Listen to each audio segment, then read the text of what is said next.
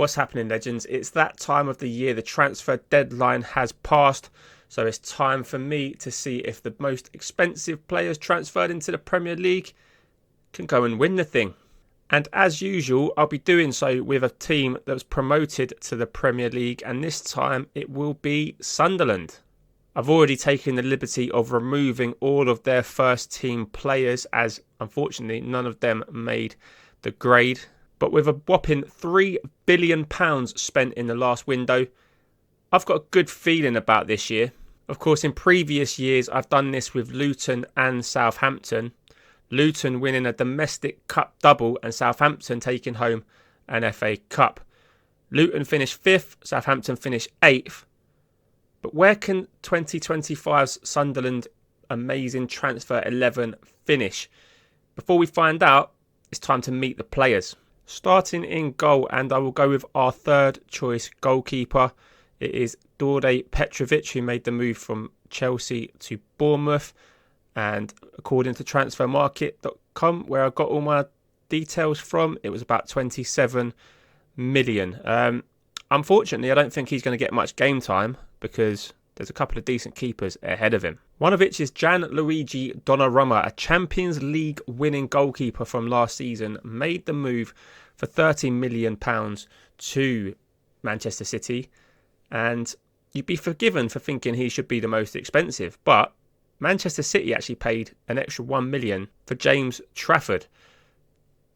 Yeah, a leading Championship goalkeeper according to FM.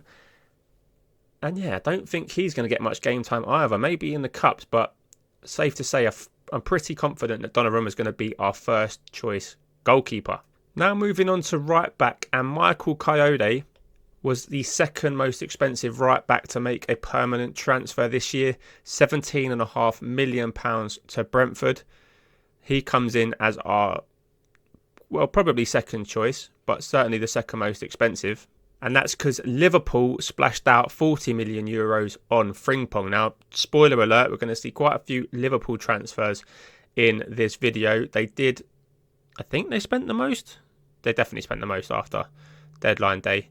I think at one point Arsenal was slightly ahead of them, but then, yeah, we all know the big transfer that happened this summer that probably pushed Liverpool above. But yeah, Frimpong is going to be our right back. Now let's meet the left backs. And it's back to Manchester City with Rayan Aït-Nouri making his move to City from Wolves for about 35 million. Again, described as a leading Championship player. I'm not sure if this is because our scouts think we're still a Championship club. Surely, at worst, he's a decent Premier League player, having been in the Premier League for, 5 years? But anyway, that's probably just my assistant manager being a bit special. You could argue he'd be first choice, but he's fighting it, this man.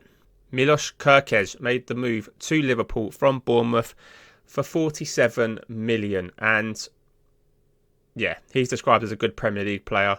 So our manager, who I'll get to in a bit, will probably go with him as first choice. But if you're fighting it out between Liverpool's first choice left back and Manchester City's first choice left back, you're in a pretty good position. Now, centre back is arguably going to be our weakest area of the team. There wasn't any real massive deals for centre backs this year, but fourth or joint third, actually, according to Transfer Market, for in terms of most expensive, is Malik Thiaw, come to Newcastle from AC Milan. A very good, very tall defender who fairly strong left foot, so could probably play either side of the back four. Yeah, certainly happy with him as a backup option, maybe even a starter. And the other guy who was joint on that list at 35 million is Bafode Diakite, who went from Lille, I believe. Yeah, Lille to Bournemouth, it says it right in the top corner there. And yeah, leading EFL Championship. So I was hoping for something a little bit better, because I'll show you in a second, but there's one guy who many people probably will argue isn't a centre-back. But before we get to him, this is definitely a centre-back. This is Jean-Claire Todibo, 40 million or so to West Ham, making his move from Nice permanent. 6'3", pretty right-sided, but I'll be honest, it's a transfer that I didn't realise had gone through, but fairly happy with him as a first team option. But Jarell Hatto is the most expensive defender, 44 million. And I know a lot of people are going to say, Potsy, he's a left back. But my assistant manager, at least, thinks he's a centre back. So that's where I've put him in. I've done this with all the options across the pitch. I've gone for 2 defensive midfielders, 2 orthodox central midfielders and 2 attacking midfielders. And I've just gone with the ones that FM, or at least the assistant manager in this database, believes plays in that role. So Jarell Hatto as the most expensive centre-back, due to his age and obviously he's one for the future, not sure he's going to get first choice action. He's definitely not going to get ahead of Kirkes or Aitnour at left back. So I'm sad to say I don't think Hatto is going to get much game time. Certainly if it was, I was managing this side, you'd put him in and look to build him for as much as we can for the future. But that's the defence. Who's going to be patrolling in front of them in the DM role? Now, Burnley this summer spent 28 million or so on Leslie Ugachukwu from Chelsea. One for the future.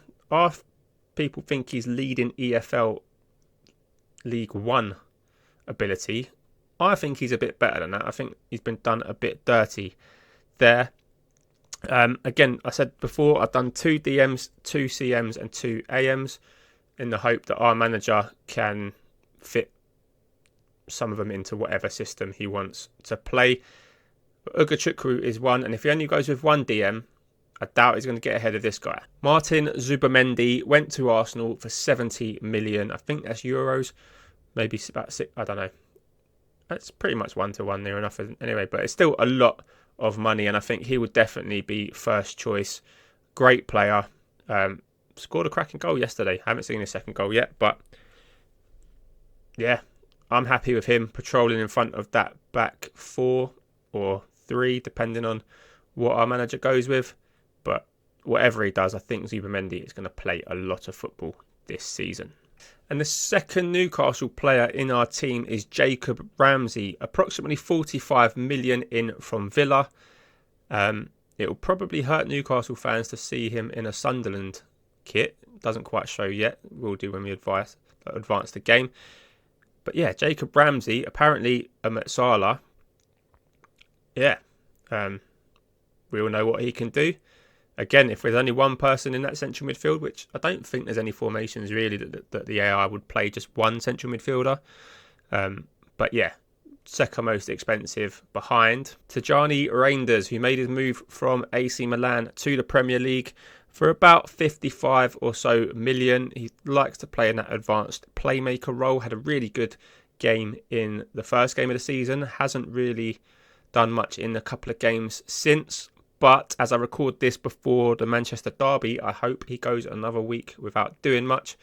But in terms of this video, I hope he creates lots and lots of opportunities for our attacking players. Starting on the right wing with Brian Mbeumo, 75 million. It took Manchester United the best part of 7 or 8 weeks to get this deal over the line.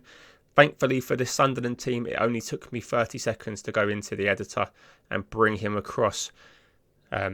Yes, if this guy plays wingers, and I think he would like Mbeumo, maybe a little clue there as to who the manager is going to be. But yeah, Mbeumo, I expect him to get a lot of game time this year. Very good option out wide on the right.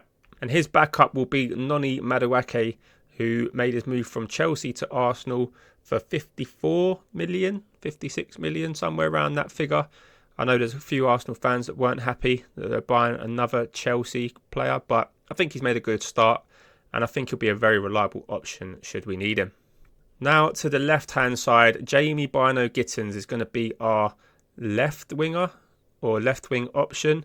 Very good dribbling, very quick, somewhat of a quiet start to his Chelsea career, but 56 million they spent on him, more than they paid for Garnacho, which again, as a Man United fan, I think is criminal. We couldn't get more money for him, but we move. Yeah, very good young option. Only 18 in this database, so not sure he's going to get the game time that you would like for a long-term save, but we're here for 1 season, so yeah, it looks like we're probably going to have this guy ahead of him. Anthony Elanga moved to Newcastle to become their third player on this team. Very quick. Very, very, very quick indeed. His technicals could probably do with improving a bit. The system manager thinks he's a championship player, so maybe Gittins will get some game time ahead of him. Or maybe one of our attacking midfielders, who's more than capable of playing out on the left, might get some game time. Well, let's meet them. And first up for our backup option for 75 million was Matheus Cunha, who made his move from Wolves to Manchester United in the summer. An exciting signing for Man United. Hasn't got a goal yet. Did miss a penalty in the game that we don't talk about. But yeah, very good option. Can play out on the left if needed. Can play up front if needed. We've got two very expensive centre forwards, so I don't think he's going to get much game time up front. But who am I to make such a prediction? Good at dribbling. Very good sort of other technicals. Yeah, great option. But Liverpool did at the time break the transfer record for Florian Wirtz. I've always called him Wirtz. I'll probably call him Wirtz a lot, but I've heard all the commentators call him Wirtz. So I'm going to try and call him Wirtz as much as I can. What a player. As a United fan, gutted he's gone to Liverpool. Obviously, we were never going to sign him, but yeah, making a team like Liverpool even stronger. Great vision, passing, technique, first touch, dribbling. Look at the goals he's got here. Flair, agility, everything you want in an attacking midfielder. Big things expecting from him. Now it's time to meet the strikers. But before we do, there's two honourable mentions who I think are very unlucky to not be considered the most expensive strikers in England. Benjamin Sesko, who made his move to Manchester United. I think we paid 70 odd million for him. But he's someone who, I'll be honest, I thought was going to be a definite in terms of making this squad. But then Newcastle spent an absolute fortune on Nick Voltemade, you tell me. Scored on his debut with a bullet header, 6'6", absolute unit. I think he'll be good for Newcastle as the replacement for someone we'll meet in a minute. But yeah, I was surprised that they spent 90 odd million on him. So yeah, I was surprised that our backup striker cost more than this guy. Because once again, Liverpool smashed the transfer record. And again, I have to apologise to Newcastle fans because Isak is going to be playing for Sunderland this season. 145 million or so. An absolute outrageous transfer fee for someone that didn't want to stay at the club he was at. I don't know. Is that going to cause Liverpool issues down the line? Hopefully it doesn't cause us issues across the season, and hopefully he bangs in a hell of a lot of goals. I have to say, a media prediction of 9th and not a single player in the Dream 11 does surprise me. As I mentioned, there was over £3 billion spent in this window. You would think that the Premier League would have brought in players that were more than capable of going into this 11. I mean, you could argue Frimpong above Walker. Donnarumma versus Alisson's an interesting debate. Kirkes ahead of Robertson. I don't know if this is just not taking into account the moves I've just done. Maybe if I skip forward a day, it might. No, is the answer to that. It doesn't believe that our Sunderland team are going to finish any higher than 9th. It doesn't believe that any of our transfers are amongst the Dream 11. Right, there's two things left to do. We've got to simulate through the season to see how they get on. But first, we need to appoint a manager, which does mean resigning with immediate effect. Okay, but then even try and keep us. I'll be honest, a little bit hurt. But the biggest manager transfer of the season was not us leaving Sunderland. It was Thomas Frank leaving Brentford to go to Tottenham. So let's move him across to the land of Sunder as a manager. And let's see how he does. Interestingly, it does say his preferred formation is a 4-3-3 DM wide. So yeah, Zubamendi possibly Wirtz playing as a central midfielder. That could be risky. But yes, let's get ourselves on holiday to go to the end of May, because they're not going to, the Sunderland ain't going to play in the Champions League final. And let's see how this team of merry men get on. 5th is the target set by Luton, but both teams so far when I've done this have won the FA Cup. So definitely some kind of trophy needs to be lifted to consider this a success. Okay, it is time to find out. I have no idea who's won. Oh, I can see from there that Ruben Amorim hasn't survived the season because Manchester United finished 9th. Is that because they didn't have Mbeumo and Cunha? Well, they got a Dingra who we let go. That's quite funny. Šeško, 22 goals in 39. So he would have been a good option for us. Bruno Fernandes chipping in with the assist. But we're not here to see Manchester United. Let's see the Premier League table. And how did our transfer squad get on? 7th. Isak did come second in the Golden Boot race. And Florian Wirtz did get the most assists. We need to do some digging, because 60 goals scored is not the greatest, and 45 conceded. Again, not the best. Although we didn't concede many against the better teams. It has to be said, 4 goals conceded against Brentford, but we did not keep a lot of clean sheets from the looks of it. We had a pretty good end to the season.